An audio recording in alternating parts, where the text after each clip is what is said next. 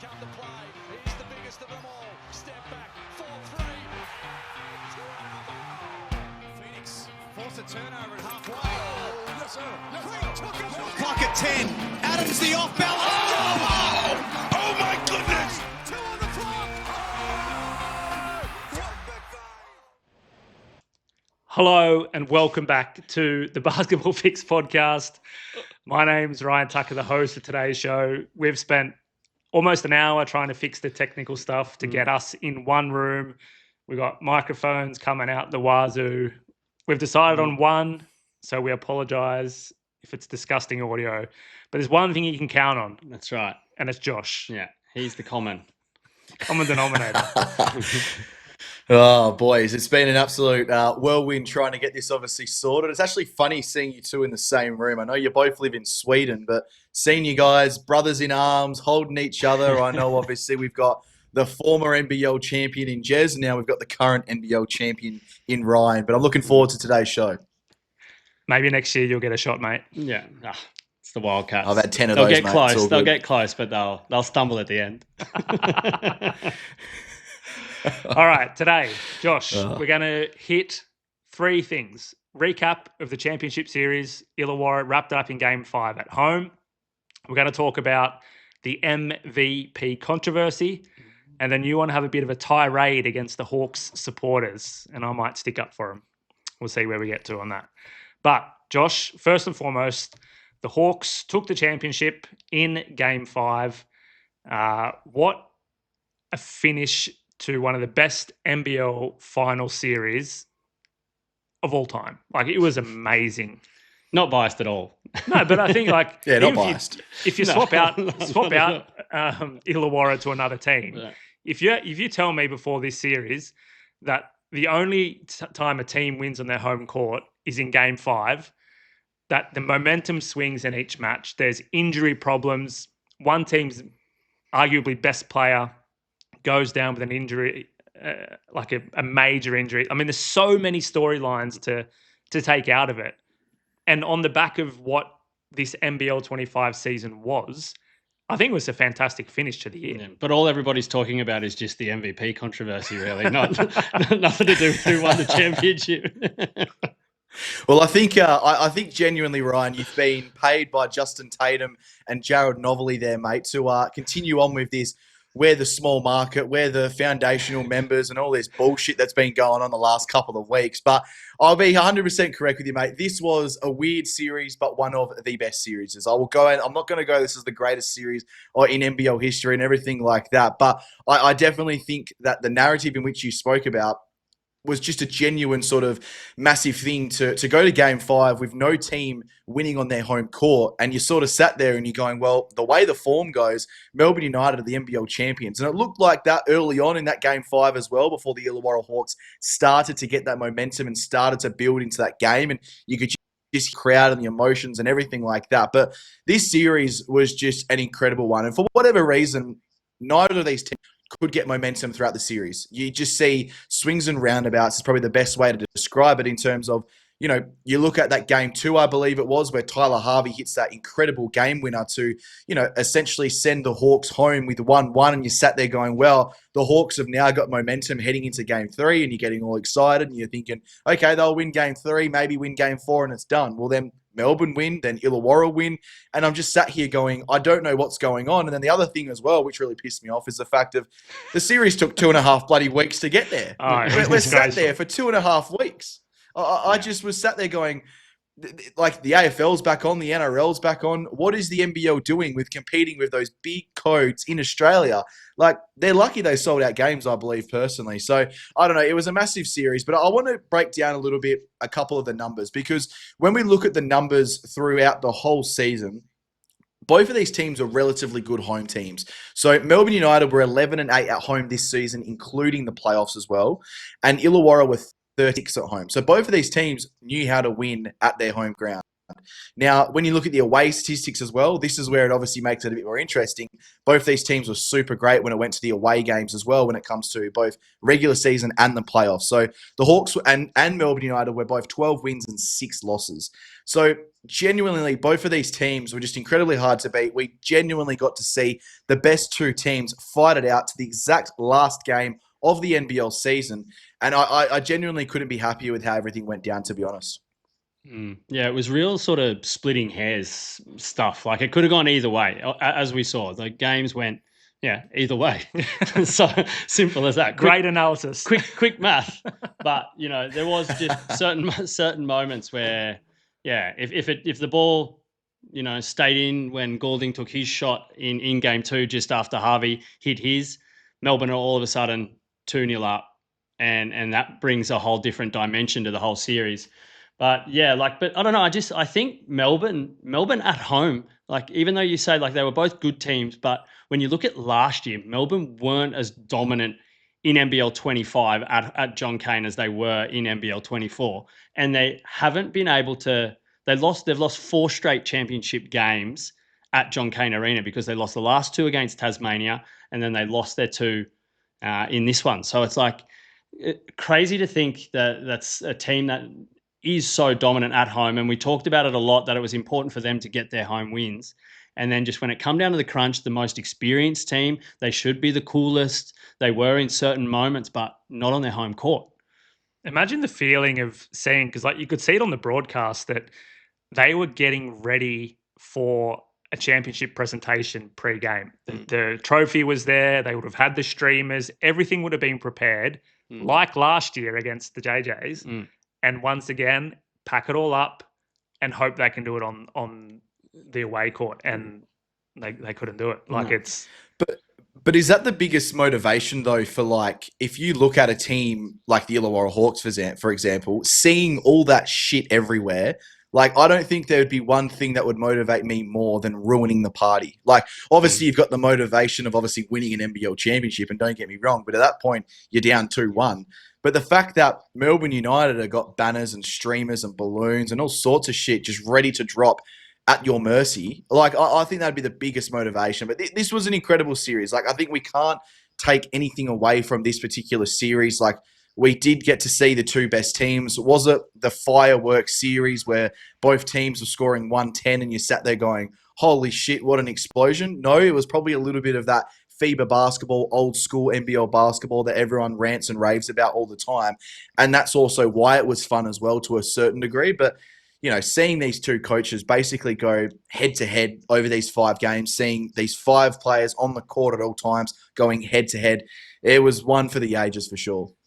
I think if we get into more of the performance throughout the series, I think there's a few things to take. I don't believe that anybody of these, 12 or 13 deep benches for both teams and the coaching stuff, I think everybody played as hard as they could and as good as they could.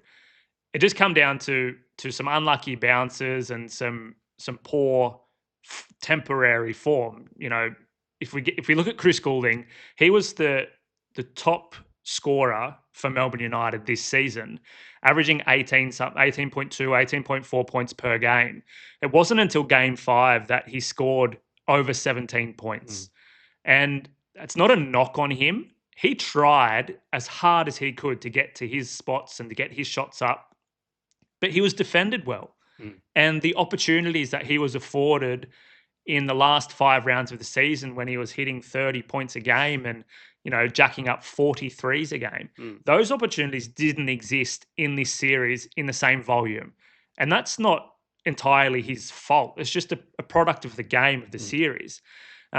Josh, what do you see from Goulding's performance that, kind of steered where Melbourne United ended up in this series?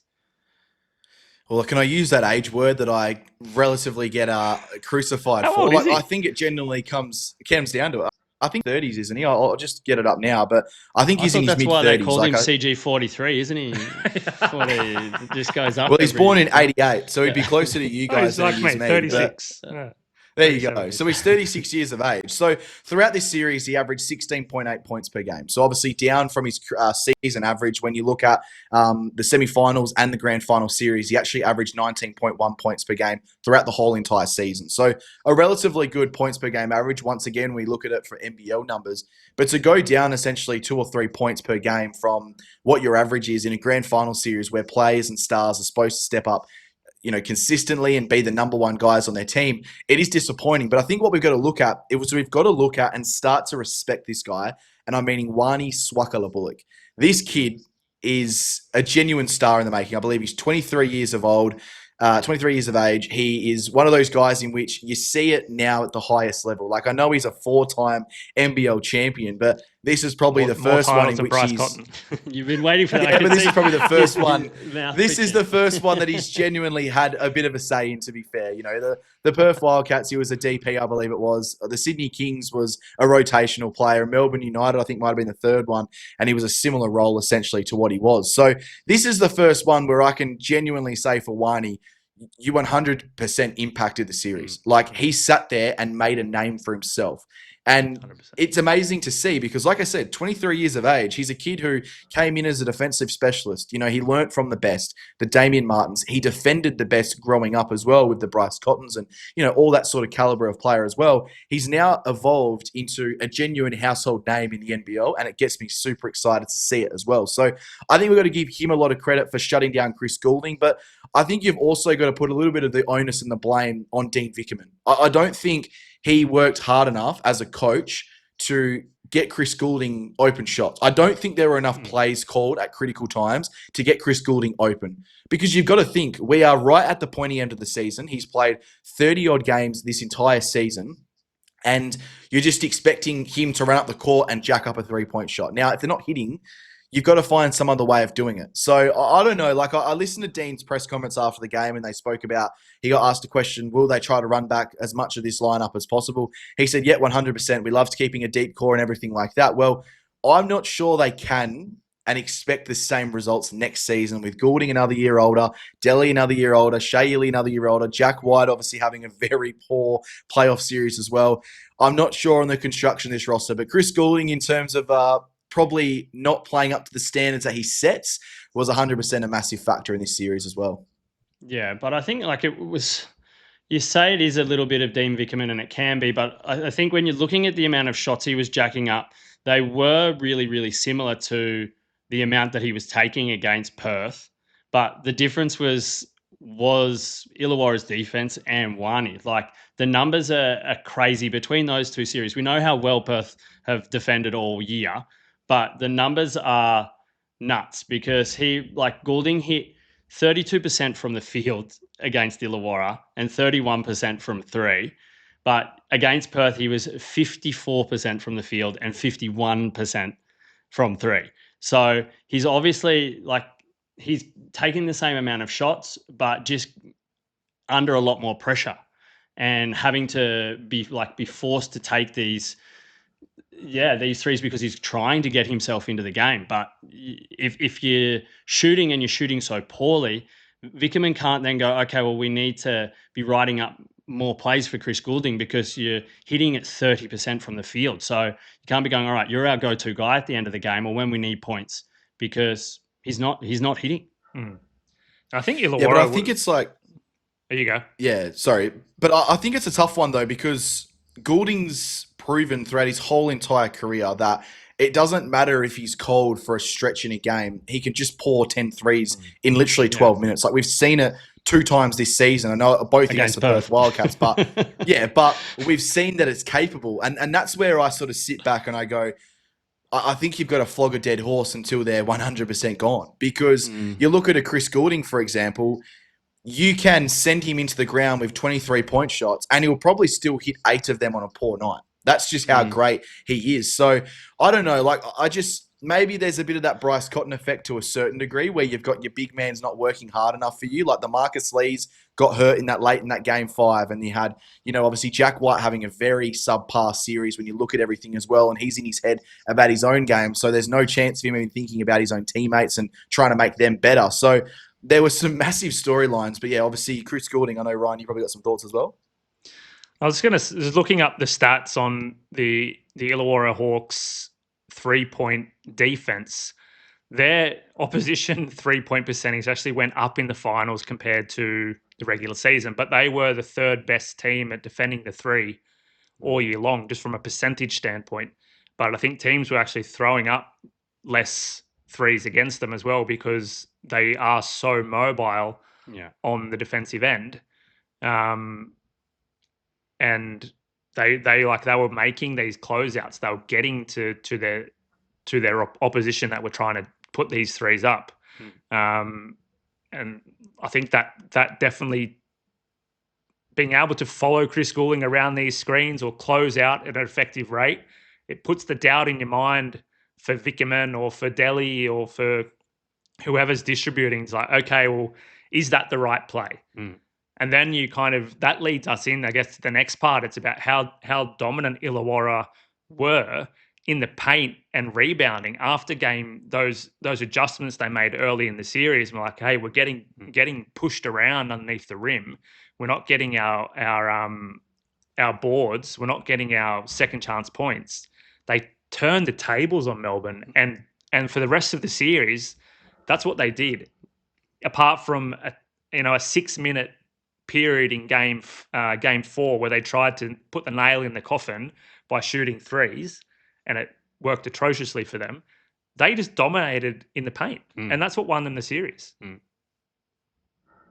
Yeah, I think you bang on with that sort of stuff as well. And even that's one thing Vickerman said after the Game 5 loss is whoever won the boards and whoever controlled the boards won the games. And that's what we saw in Game 5. They were dominant. And they were dominant without, and I want to give a quick shout out to this guy because he's who they've built this team around for such a long period of time. It's been him and Dan Greeter, and then you can throw Tyler Harvey into it as well as these, I'm not going to say foundational players because it's not like the club's just been built 4 or 5 years ago, but they are culture setters. And that's Sam Froling. Obviously went down with the Achilles injury. It's going to see him out for probably, I'd say, 7 to 9 months, maybe longer depending on, I think the initial diagnosis has been 6 to 9 months. So we may see him back mid-December, early January next year. So midway through the season. But he's a guy who you probably sit there and go, well, he's out. That's Illawarra done. That's their key piece inside. Who have they got coming through next? They've got Peatling, who can be up and down. They've got Froling. They've got Olbrich, who's still a young player. We'll touch on these guys that I've just mentioned in just a second when we start talking about Justin Tatum. But they were just monstrous. And you could just see the hunger. You could just see the will. You could just see everything that was going on with Illawarra was getting fueled by that incredible crowd in game number 5. Like, they were electric. I don't know if the NBL broadcast turned the sound up of the Illawarra Hawks at the Win Entertainment Centre, but that was unbelievable. Like, I've heard some extraordinarily loud crowds, but to hear it that loud through a TV screen, it was incredible. And it just kind of shows they had a sellout crowd once again, and for some reason, despite having multiple sellouts throughout the season, they had even more people in the arena for this sellout than what they've had with the previous ones. So they hit an arena record there. But you touched on Tatum, and a lot of the media have spoken about his presence in the club, how he turned them around from that, was it 3-7 or whatever Jacomas had them at, to then, a year later, essentially a year and a half later, winning the championship. Josh, you've been a part of the league for a long time. Have you ever seen a coach have such a dramatic impact on a team in such a short time? Nah, never. To be honest with you, mate, I've never seen it at this level. Like, we've seen great coaches around the league. We've seen the likes of the Trevor Gleesons, the likes of even a Dean Vickerman growing up as well.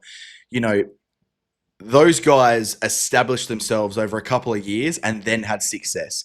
Tatum had this team, like you said, I believe 3-7 or 3-8, whatever it was. And you're forgetting the part in which they made a semi-final series last year after that atrocious start. So you've got that on top of the next year. He gets a full off season to himself to tinker with a few things and then to go on to win an NBL championship. I don't know, and I'm probably going to get crucified for this, and I'm going to be called a young fella, but I reckon it's the greatest stretch of coaching in the NBL in the modern era, because you've taken a team who was helpless, who was on the bottom of the ladder for literally 2 seasons. It wasn't like they just had a poor start last year and that was it. They were the worst team in NBL 23. They were a poor team to start NBL 24, and now they're grand final winners in NBL 25. And it's not just due to Justin Tatum. It's due to that whole coaching staff and the organization as a whole.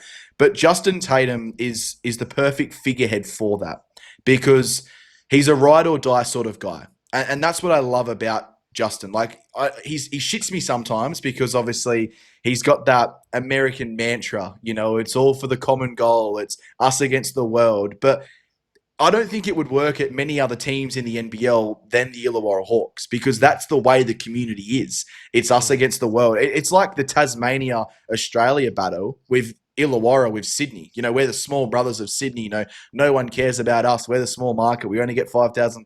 They play it so well. And the whole organisation does, but Justin really, really, I guess, solidifies what it means to be an Illawarra Hawk person and player or coach or part of that organisation. Because I want to nail down a few names here, and I know Jez has got a few thoughts on them as well. But the production in guys like Will Hickey, guys like Mason Peatling, even Sam Froling to a certain degree, Tyler Harvey has elevated his game back up to where he was, HJ Lee, Darius Days, all those guys have gotten better. But if we look back to what they lost last season, they lost Gary Clark, arguably a top 5 player in the NBL. And many people were sat there going, can they be the same team this year with that dynamic piece who's an 18-10 sort of guy on any given night? And I think we all sort of sat there and we're like, it's going to be incredibly hard to replace him.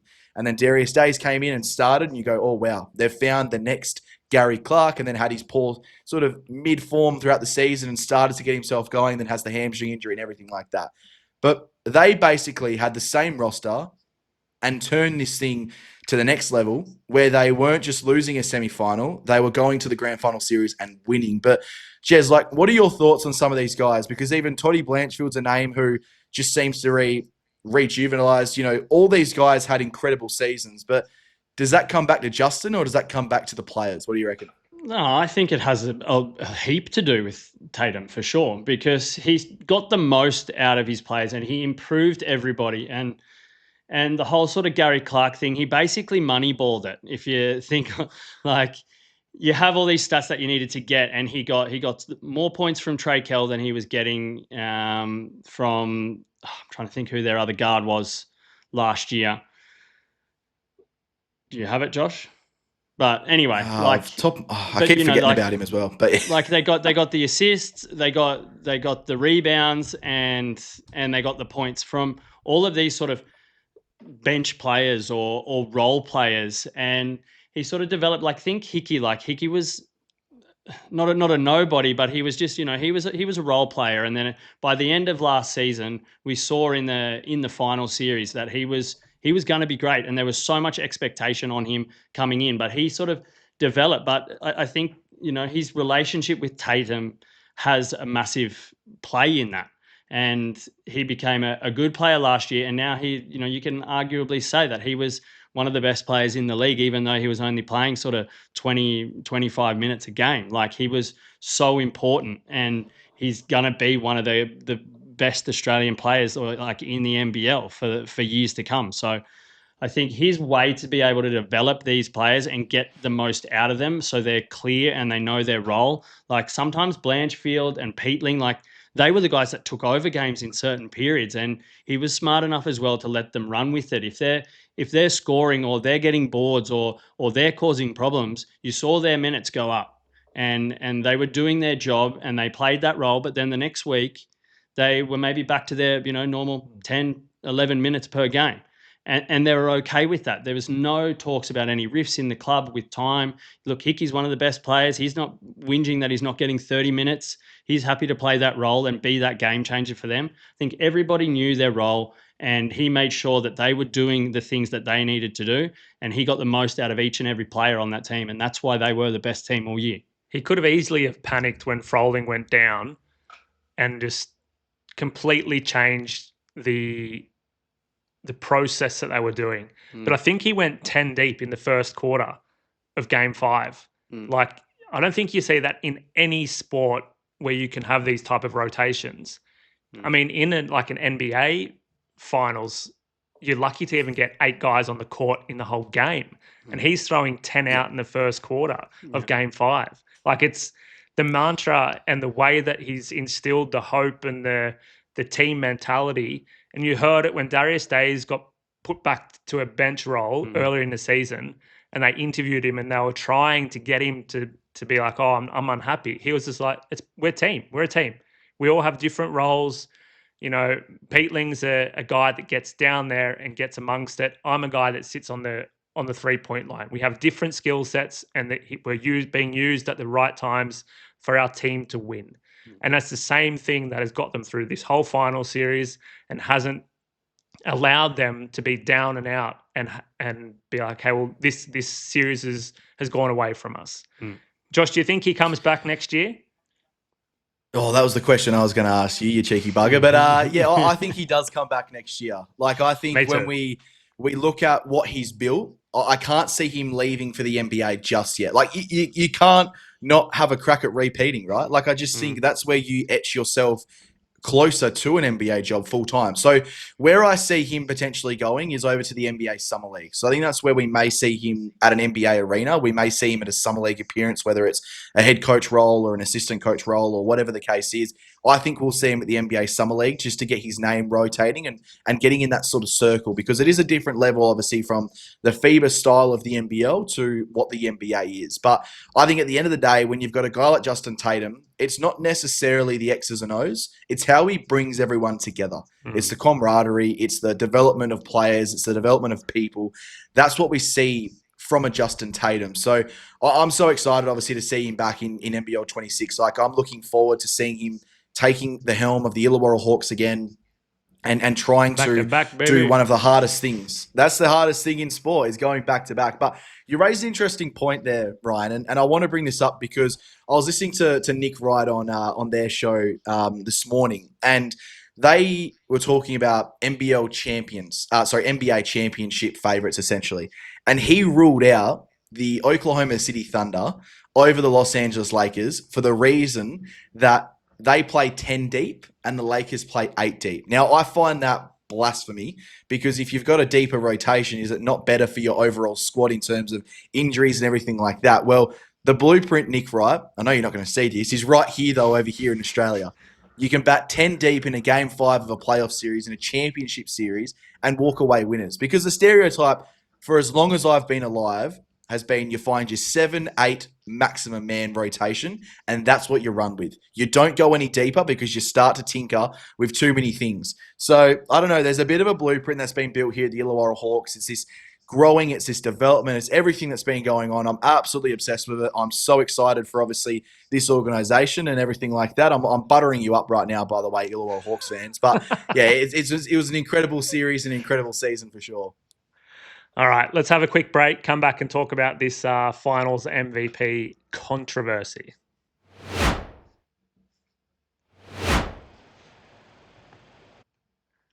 Oh, now we're in a bit of a... There we go. There we go. I pressed the wrong button.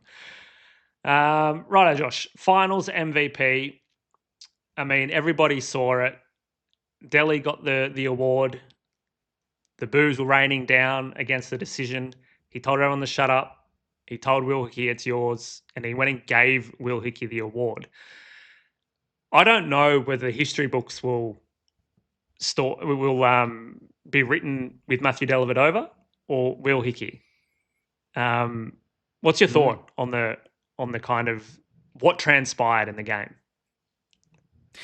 Yeah, well, the record books will stand that Matthew Dellavedova was the NBL 25 Finals MVP. That's where it will stand, and in 5 years, yeah, it will. It will, because it's already been confirmed by the NBL. That's how it will stay for the eternity. So this is the question, and I saw it on someone's X, and I can't remember who it was, but someone said, will we remember, and what will we remember in 5 years' time? Will we remember the fact that Matthew Dellavedova came over and gave Will Hickey the award, or we will just remember it as Matthew Dellavedova was the Finals MVP, and that is it? And I think that's how it will be, because I think in us saying that, was it wrong essentially for Matthew Dellavedova to win the award? Is putting some sort of disrespect on the series that he had as an entirety, because essentially what Matthew Dellavedova has done is fall victim essentially to the voting system. And we can't, as spectators and fans and people who follow the league, be criticising Matthew Dellavedova for winning the finals MVP after averaging 14 points per game, 4 rebounds, 6.2 assists, 1 steal, shot 39% from 3. He's not a great shooter, and 43% from the field. Now, nobody's criticising Matthew Dellavedova, though. Nobody is criticising him. I don't think at the end of the... They are. Who? I love this whole mantra that the Illawarra Hawks fans have come out with after the fact that we were booing the NBL. Bull fucking shit, you were booing the NBL. You were booing Matthew Dellavedova when he's walking up. You're not booing the NBL. What do you say? Boo NBL. Not you, Matthew Dellavedova. Boo NBL. Like, you're booing the decision. He should not have been the finals MVP. You're booing the decision that he's standing there accepting the award and the losing team when he got his fucking ass handed to him in Game 5 by the guy that should have won the award. And he knew it himself. That's why he gave the award away. Who knows? Like, this is the thing that really shits me. Did anyone before this final series know how the finals MVP was awarded? No, because no one's talking about it. No one knows. And no one was sitting there booing the NBL. It does matter, because at the end of the day, the reason that the Illawarra Hawks were booing Matthew Dellavedova was the fact that their owner can't shut his mouth, wants to take over the league and bring his bullshit in. The fact that obviously Justin Tatum has made this we're the small men in the market. They were booing Matthew Dellavedova whether you like it or not. They were booing Chris Goulding for walking up, for fuck's sake. Were they booing the NBL when Chris Goulding walked up to the stage? No, that's booing Chris Goulding. This is the thing. But you have multiple... okay, right? That's okay. You have multiple people on X. You can go back and see. And prior to Game 5, the narrative is if Melbourne win, Delhi's MVP. If Illawarra win, Hickey is MVP, because that's the likely outcome of those two players are gonna dominate the game and win it for their team. And like, I understand the voting system, and that it was already a foregone conclusion that essentially Delhi didn't even have to play and he would have won. And I 100% agree that the voting system, he's a product of the system, but the system's shit. They should have done something and felt in that moment and said, hey, give it to him anyway. Let's fudge the numbers. Like, they own themselves. They don't have to be transparent or like everybody sitting there knew that Hickey was the dude. Just go back and fudge the numbers. At the end of the... But why are we sat there when a man's name who is an Olympian for our country, he's a former NBA player, he's a genuine Australian basketball superstar, he's walking up to the stage to be awarded an award that he doesn't really want, that no one really cared, like no one really wants it essentially. They're like, okay, cool, we get it. But he's walked up and the fans are booing. So it doesn't matter if they're booing the NBL in that moment. Well, okay, fucking shut up. Turn it around. That's what I'm expecting him to do. If you get Game 5 at RAC Arena, Bryce Cotton lights up the floor and Matthew Dellavedova in a losing team at RAC Arena gets the MVP. You telling me Perth Wildcats are cheering for Matthew Dellavedova? Fuck off. It ain't happening. Well, it was when Nathan Buckley won the Norm Smith medal in 2004 or 2003, were Brisbane supporters booing? Was anyone booing in that situation? No, because they suck it up. I think the thing. Where all of this falls apart is people I think everybody forgets that it's a 5-game series. So exactly, are we talking about the most valuable player of the series? Who was the best and most consistent player throughout the whole 5-game series? Or who is the player that turned the series? So the way, like, it is, like we're saying, it's all a product of the voting system, because the voting system should be, I don't think it can be that it's over a 5-game series and each time you get each game there's this amount of votes, because it just opens it up for this problem. When it comes to the whole Matthew Dellavedova, everybody booing him, I think you can be one side or the other, but there's no home fans are going to cheer for the opposite team, a player on the opposite team winning the MVP when they've just won the championship. Like, you can say, oh, they weren't booing the NBL. They're booing that it was a shit decision, not not that it was Matthew Dellavedova. I don't think maybe there is some fans, but I would say the majority of fans are booing the decision because they thought, okay, Will Hickey deserved it because he turned game 4 and he turned game 5. But Will Hickey wasn't there either, and maybe that's what people forget. Will Hickey was barely in the voting at all in games 1, 2, and 3, and it was all about Delhi at the start of the series. So both guys deserve it in certain ways, but if you go down to it, which we can talk about now, like what is the best way then to have a voting system in a 5-game series? And should it ever in a 5-game series go to a player that is on the losing team? I can understand it in a 1 game when we're talking NRL, AFL and all of that, because there can be a player that smashes the stats and is the clear best player on the field in a 1 game. Lose by 1 point or whatever. Yeah, because you are the most valuable player. Your team wouldn't have even gotten within 1 point. But you could say that about Melbourne United and this series, I guess, as well, though, because if they didn't have Delhi, they might have gone down in straight sets. But I think the problem as well, and like we spoke a bit on the group chat, Josh, is that no other player on his team came in within QE. Like Marcus Lee got points in game 1, but otherwise, in the rest, he was by far and away the best player on his team, and nobody was within light years. So he cleaned up the points. He had double the amount of points than the next player on his team. And there were 3 Illawarra Hawks in between them, at least. Why is that Delhi's problem, though?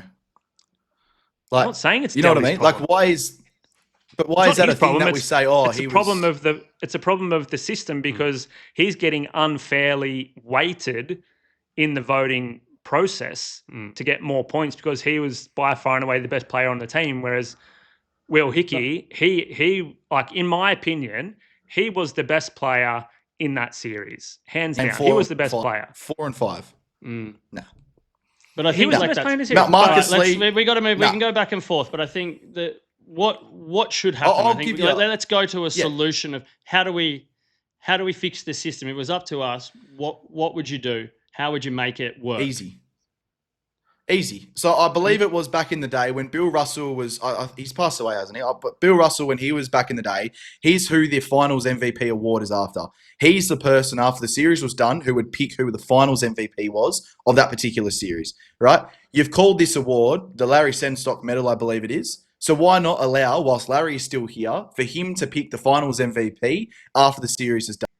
You don't have to have a name on the fucking medallion. You don't have to have anything. All you need to do is you say, Larry Senstock, please come up to the stand essentially to announce the Larry Senstock medal for the 2025 Finals MVP, Will Hickey. Done. It takes any criticism, it takes any favoritism out of the league altogether. Like Derek Rucker was, for grass sake, commentating, was one of the voters for the NBL. Like, why are we giving him votes? It had to come up. It had to come up. But then you're in the hands of a bloody geriatric that you don't know whether just because he was great at playing, if he's a good, like, who cares? He's obviously that great. He's got an award. Obviously, everybody cares. That's why the. But did everyone care about Bill Russell? Did everyone care about Bill Russell picking the award? No, because there's such a respect for a guy who's won 11 championships. Larry Senstock, I believe, has won 5 NBL championships and was an absolute star in the late 70s and the early 80s. So we can't just sit here and discredit one guy because at the same time, we look at the NBA. Do we ever look at the NBA and go, that's a flawed system? You know, Jaylen Brown didn't deserve to win it last year. The finals what do you mean they don't do it today? Is not chosen by one person, right? Because Bill's not here anymore. But either way, like, it can be one person, it can be 15 people, but I think you got to get away from the single game system because that's how you can accumulate these votes. You could be like, even to an extent, Hickey in this. He played extremely well in 2 games and got all his votes. Like, but if you just go to it and have 10 people, 5 people, 3 people, 1 person going, who do you pick as the series MVP? Because that way you get out of it and that way you can wade in. Okay, Delhi played good in games 1 and 2 and 3 and got points. But what was the moment in the series that broke, like, who broke the series? Which player was it, or which player, in your opinion or my opinion, was the one that changed everything? Because that way it's always going to go to the team that wins, likely. And you're going to go, okay, well, was it Hickey who played really well in games 4 and 5, or was it, I don't know, Wani who defended well the whole series? Was that the most important? But you're taking the whole series into account instead of breaking down games and then accumulating points, because this can always happen. I don't want solutions. I just want to bitch about my guy not winning the MVP. And that's fair, but he's got the Jez, trophy to push back on your little thing. Yeah, but to push back on your thing there, Jez, it's the most valuable player of the series. It's not the player who changed the series, or because they may have had an absolute Ask Delhi if he thinks he's the most valuable player in the series, and he's going to say no. Well, of course he's not going to say anything if they've lost the series and he's being booed whilst walking up to the stage. There you go. But that's it. Yeah, but I will sit here and tell you right now that if they won and Will Hickey still had 22 and 10 and he won the award, I don't think there'd be any disappointment the other way. It's the fact that the winning team has sat there and gone, oh, Matthew Dellavedova was probably just as good as Will Hickey, had better games 1, 2, and 3, and set the team up, and then had a little bit of a poorer game 4 and 5, in which Melbourne United did altogether. They shit the bed in games 4 and 5. I know they won game. You know what I mean? It's just like the system's flawed. We need to give a massive shout out to Matthew Dellavedova. He handled this situation like an absolute champion. All right, he just got up there. He took the shit from the fans. They were disgusting. We'll talk about that in a second. But Matthew Dellavedova, massive shout out to the great Olympian and former NBA champion, everything like that. Let's get into it. I'm fucking over this shit. All right. So you were hard in the group chat. You've posted on Instagram about the embarrassment of the Hawks supporters. I don't share your view. I think, as I've said, I think they're booing the system. The Chris Goulding, they're going to boo him whether he wins the title, loses the title, he owns the league, he doesn't own. It doesn't matter. Chris Goulding and Illawarra are never going to be friends. He's going to get booed no matter what happens. And he's probably going to get booed in 9 of 10 arenas in the league. I'm not making that as an excuse. It is what it is. I think it's being blown completely out of proportion. And I think a lot of people are trying to target the supporters and misrepresenting the outcry. Like, what do you expect them to do in that situation? And I believe every other supporter base would have done exactly the same thing. Oh, I don't think they're booing Matthew Dellavedova. But anyways, let's leave that in the bed for now. But I'm not going to target the fans. I'm targeting the organisation as a whole. Jared Novelli has essentially come in and started this absolute shit fire with the coming out 2 days before, essentially, the day before Game 5 of the NBL playoff series, that he wants to essentially take over the league in a hostile takeover. So what are you expecting when you're building this narrative with your bloody owner who is wanting to out the NBL owner, CEO, everything? What are you expecting? Are you expecting a hostile sort of game? No, you're expecting this. You're expecting an absolute shit fight. And for one team's fans, the Illawarra Hawks, to be absolutely hating on Melbourne United, the NBL, Larry Kesselman, bloody, I don't know, Felix von Hoff. For Christ's sakes, we can throw anyone in there. They just want to be mad at somebody. And that's exactly what happened. They got to the point where Chris Goulding is coming up. And again, it's Chris Goulding. I understand that. But he's an all-time great. He's an Olympian. Do I have my reservations about Chris? Yeah. But he's a heck of a player who's achieved a shit ton in his 36 years of age.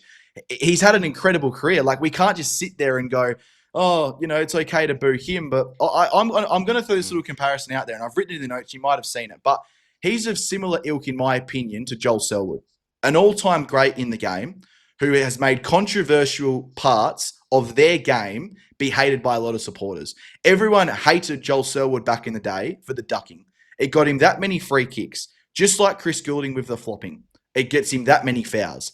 But if Joel Selwood was to walk up on grand final day as the losing captain to address the crowd, I can guarantee you right now, no one, and it's happened, no one booed Joel Selwood, right? Because you are going up as the captain of the losing team and addressing the supporter bases of both teams and saying, thanks to the AFL or thanks to the NBL, thanks to the major sponsors, essentially, well done to the Illawarra Hawks or whatever the case is, and moving on.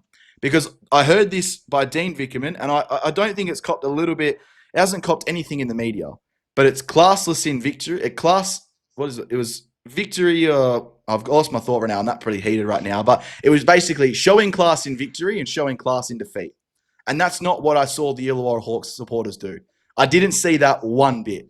Because there's a reason you'll probably be 24 years again in the shitter waiting for your next NBL Championship because all the bad voodoo is going to come now.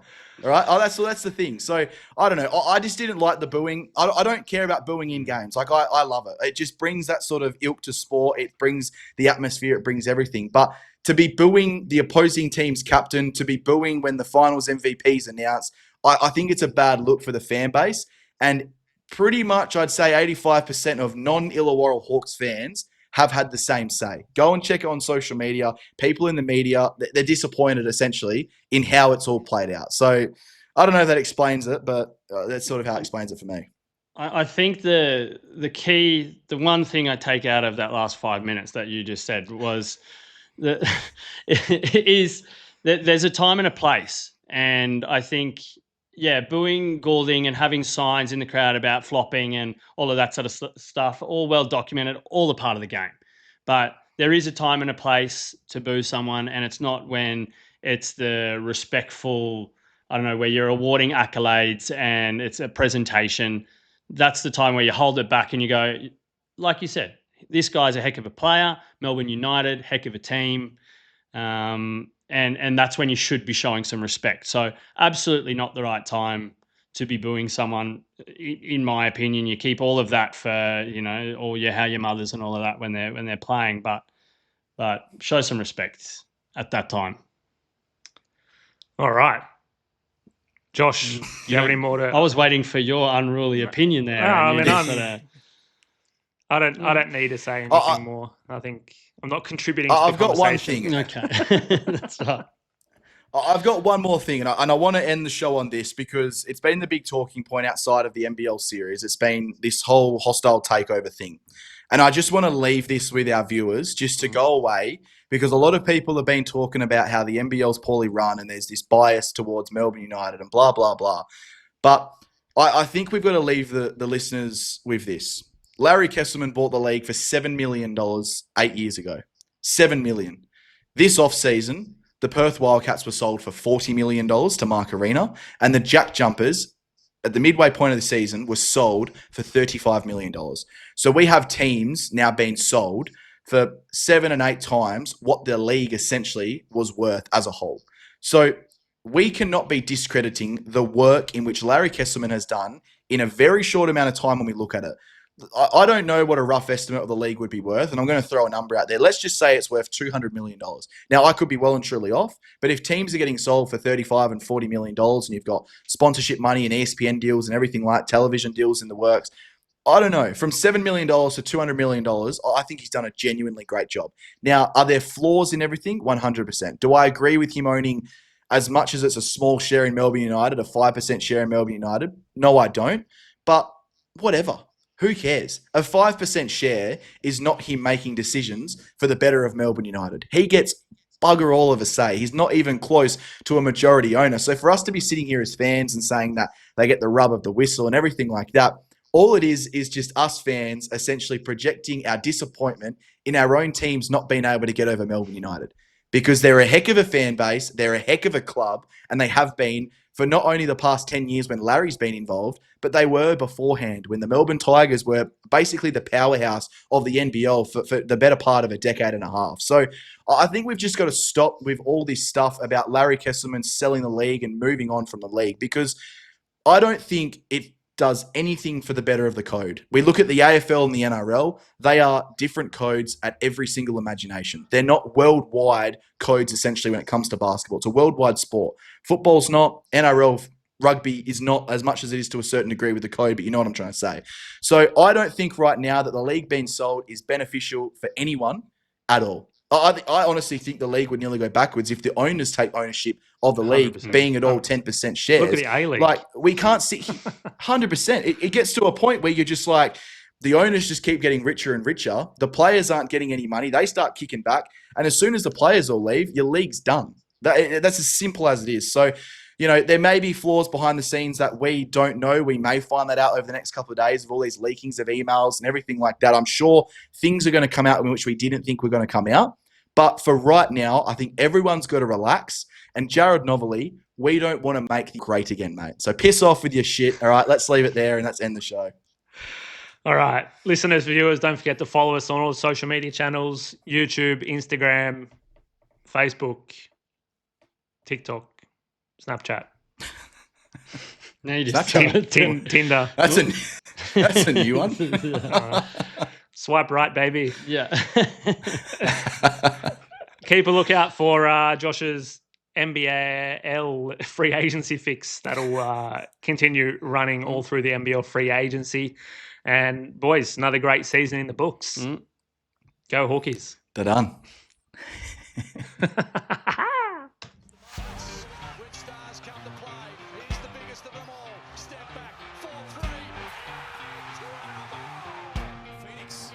Turnover at halfway. Oh, yes, sir. Yes, sir. Clock at 10. Adams the off balance. Oh!